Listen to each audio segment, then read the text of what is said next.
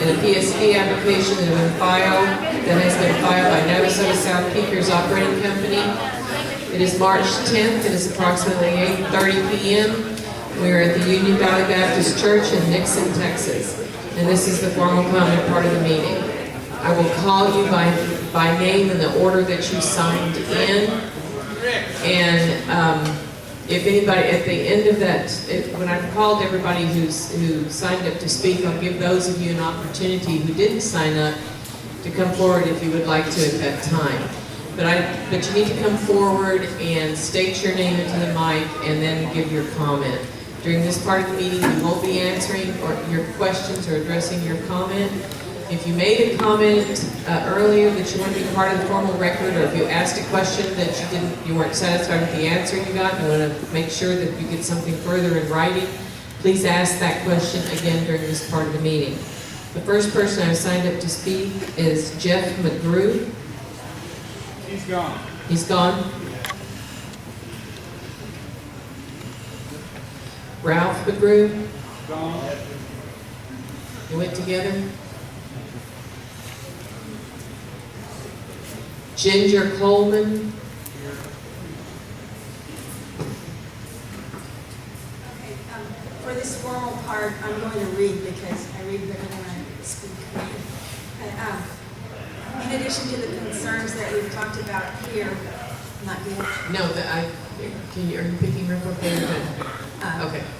And many of which have been addressed pretty fully. I still have, just for the record, I have concerns about the health of the people around and the effects on the wildlife and the environment around there due to the air quality. Also, we have a lot of wet weather creeks that flow through that area. As you probably see, all the low crossings, any of the matter that falls to the ground here can be washed to who knows where, all over the place. I have a 12-year-old granddaughter that lives on 476 that has left heart dysplasia, which means her heart, was not correctly formed. She has, after 3 surgeries, she did really well, but the last year she's been hospitalized over a dozen times due to compromised immune system. And there's a boy that lives on 475 that has a really bad case of asthma. And I know you say the level should be low enough, but those are still concerns. As to the wildlife, it's a proven and well-known fact that continuity of habitat is critical to a lot of species of wildlife and plants. And there is a large flock of sandhill cranes that are migrating through the area, or what they overwinter in the area, and they're still here. That's a concern. I know it's 30 acres, but if you were to drive down those roads now, you'd probably see, I've been told, up to 200 in the flock. I think some may have moved along. And although the area of the property that this is on is 30 acres, in addition to the air quality and the other in the water issues I'm not supposed to mention, the noise and which the noise, light pollution, odors, and possible impacts on the water supplies, no matter how small they be, would extend far beyond that.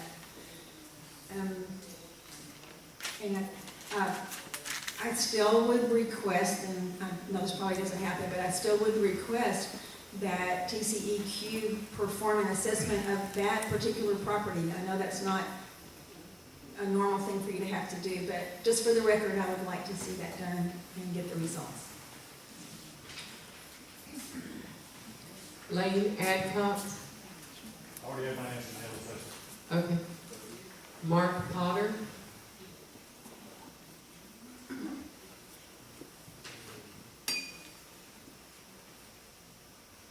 Kay Love. No?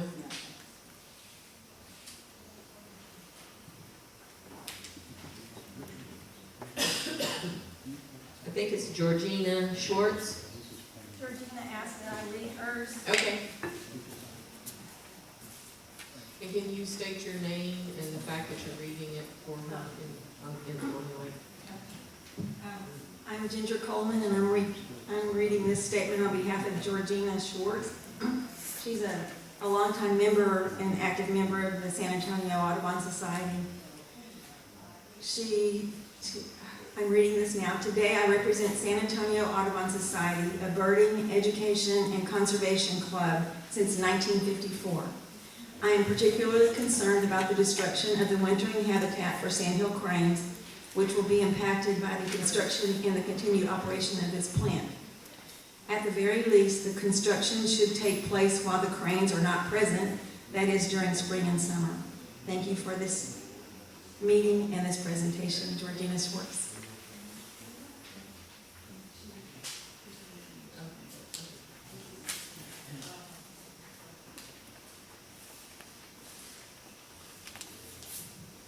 Patty Worley.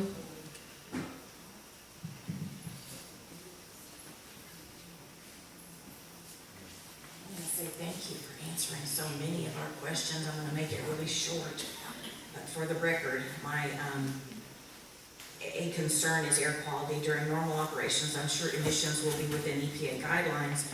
My question is what happens if your production increases or if you have, and I know that was answered earlier, but if you have an industrial accident, do you have a place and plan for remediation for our community? We have several families nearby with children who have severe asthma and other health problems which would be negatively impacted by any toxins in the air. Are you going to have an environmental impact study done? And if not, why not? On behalf of the students that attend this school, that's in that next part, the second part of the building,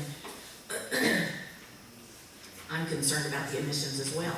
We play outside at least twice a day, and I want to make sure that their outside playtime remains a healthy outside playtime. Additionally, I'm concerned about light and sound pollution. I think you pretty much solved my sound pollution issue, but the light pollution I still am a little worried about. I did not move to the country to have it lit up like New York at Christmas. I want to be able to look outside in the evening when I'm at my fire pit and not see a bunch of lights in the distance. It's bad enough I have to see my neighbor's lights. I don't want to see a big industrial behemoth lit up. That's pretty much it. Magdalene De Leon. Larry Wiley.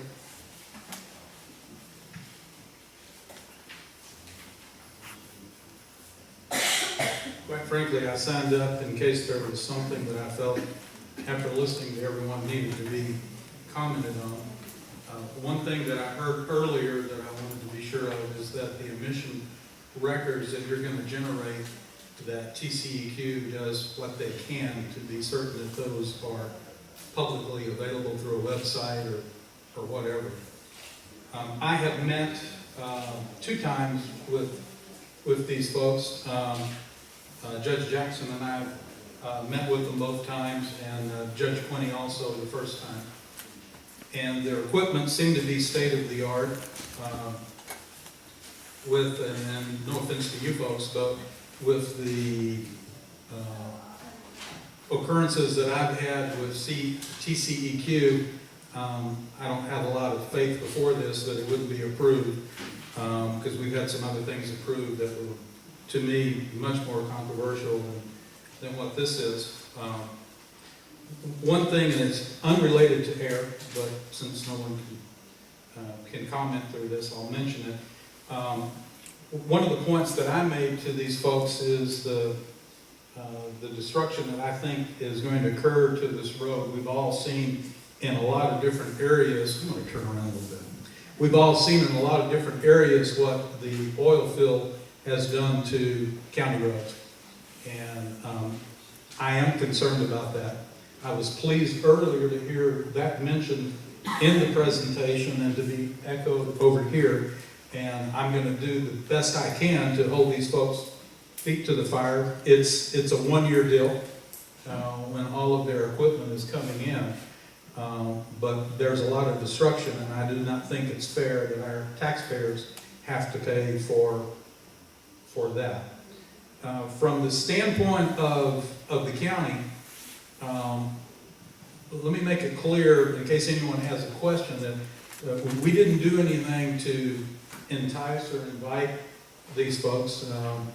Maybe we should have. I don't know. You know, I live right over here. I'm 2 miles as the crow flies from where this is going to be. And quite frankly, I didn't move back here again to be with the oil business and everything else that we have, but that's part of what happens whenever you're the 16th fastest growing county out of 254 in the state. I'm afraid that just comes along with the territory. From the standpoint of, I'd be thrilled to death, I mean, anybody that's here from Nixon, don't take any offense to this, I'd be thrilled to death if this plant was located in the Stockdale School District. It would make a big difference. From a county standpoint, a $250 million facility will make a difference of sorts. Understand that from what comes to the county, we are limited as to how much new tax money that we can gain. So anything that's gained will be pennies, nickels, dimes, quarters. I don't know what effect it'll have on the tax rate, but it goes back to you in that it should lower taxes to a degree.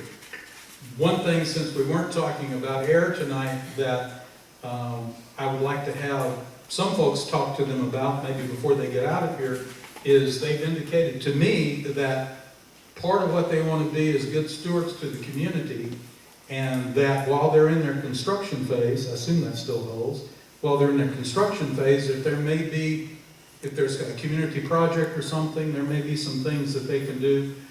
They've done in other areas to benefit the school district. And I would suggest that one of the folks that you might want to talk to is Ms. Coleman. She is involved in the economic development group in Stockdale, and they know very well. And I know from a PR standpoint, since Stockdale's not getting any money, if there's something you could do, they would appreciate that. And I guess essentially that's it. I told them that everything seemed pretty good, but gosh, I wish they were somewhere else. But they're here, and the county doesn't have the authority to do anything about it, or we probably would. Let's hope that they are everything that they appear to be, and that's all I have to say. Lisa Frank Riley. Good answer. The Rileys were the last people that I had signed up that wanted to give a comment. You, sir?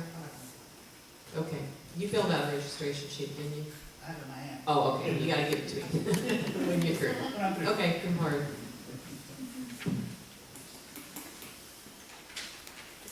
My name's Alan Coleman. I spoke earlier about the fact about the monitoring stations in particular that maybe fall into the stacks. Obviously, I've been reassured it's going to be less than the comes out with some more flowers around here. I don't know. But whatever it is, I really believe that the state owes it to the community when one of these plants go in. They're going to be going in. We're growing. Texas is growing. There's no doubt about it. That y'all make a better effort of monitoring. You can't take a computer module's layout, garbage in, garbage out. I'm sorry. Just make anything work however you want it to make it work. It gives you whatever number you want. I really believe it's your responsibility to monitor it after it goes in. Not take a station that's in another county or another place else, say, well, the air quality is good in, Gonzales County or down in, somewhere in the valley. I want to know what the air quality is here as it steps away from this plant. And I really believe that is the responsibility of our state government, especially the agencies required to monitor it. Thank you. Okay, sir. I feel that. You didn't tell me that. Don't forget, we have to have that. I won't let you, you're not going to come and do that. Okay, does anybody else wish to speak at this time during the formal comment? Anything else you want to say that you want on the record? I didn't fill out the paper yet. Well, you need to, yeah, you can do it afterwards, Kathy. Make sure, Okay. when you're through with your comment, go to her. I don't know how to word this exactly, but several people brought up the comment that we didn't move out to the country. Your name. I'm Cheryl Embry. Several people made the comment that we didn't move out here to have all the lights. So I did want to address that. I have been told that the lights in the facility will be downward facing.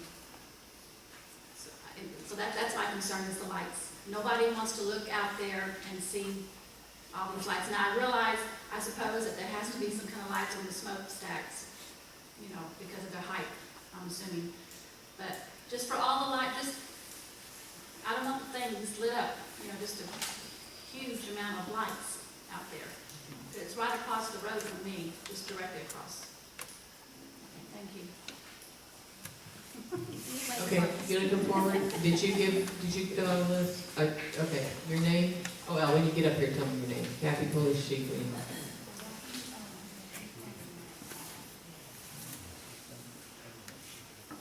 Yes, my name's Tom White.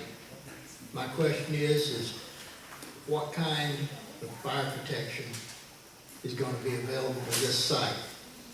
We have volunteer fire departments in Nixon, Stockdale, Smiley, you know, and if there's a major incident that pertains to fire, how are they going to be able to control that temperature for that fire with just volunteer people that has to be called in from surrounding areas with limited amounts of resources with trucks and water and fire retardants and stuff to put the fire out? Thank you. Did you find this sheet? Okay.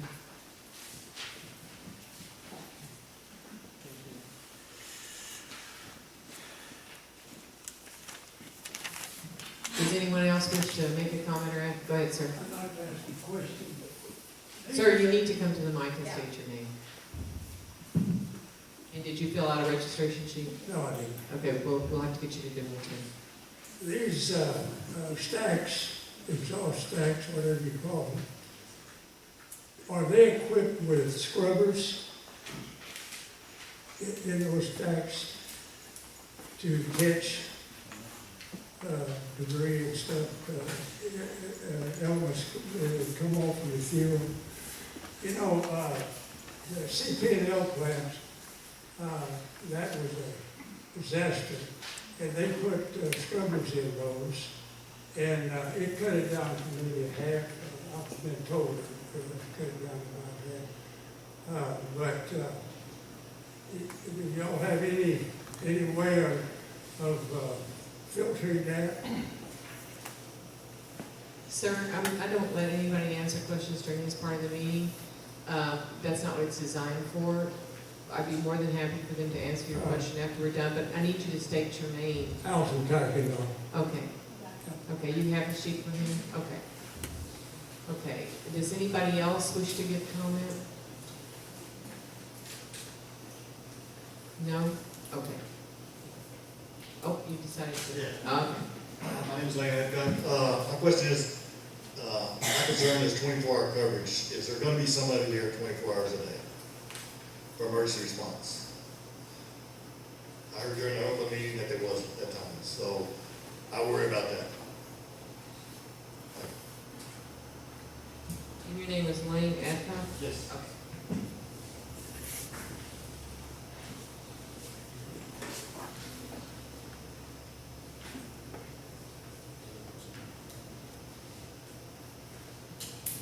Okay, is there anyone else? Okay, if no one else wishes to give comment at this time, we'll go ahead and close our meeting.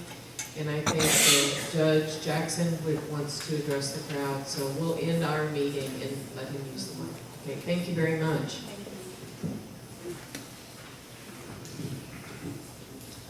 Okay, this is about another public meeting to be held on Monday, March the 23rd, 6:30 p.m. at Stockdale Community Building. A public meeting, information about a large-scale groundwater project proposed for Wilson County by Cibolo Valley Local Government Corporation. If you own land north of Highway 87 and east of Highway 123, which is this area back here, this concerns you. This is an information meeting. There will be Steve Robbie from the San Antonio River Authority to talk on the Region L plan, and then there will be Russell Labus from the Evergreen Underground Water District and Diane Savage. And these people will give you the rules and regulations of what governs the water in Wilson County. So it'd be nice if y'all could make it. Thank you. 6:30. 6:30 Monday the 23rd.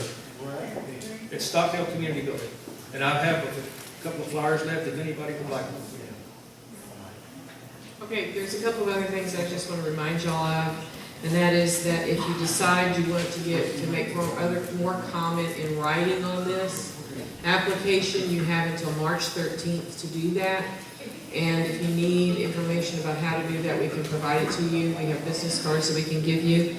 Also, Sean O'Brien and George Ortiz, I'm hitting my own people, and Amy Browning all have business cards up at the front table if y'all would like to have their information. If you think you might want to file something, I have my business card with me, and I can give you that information on it. Oh, yeah.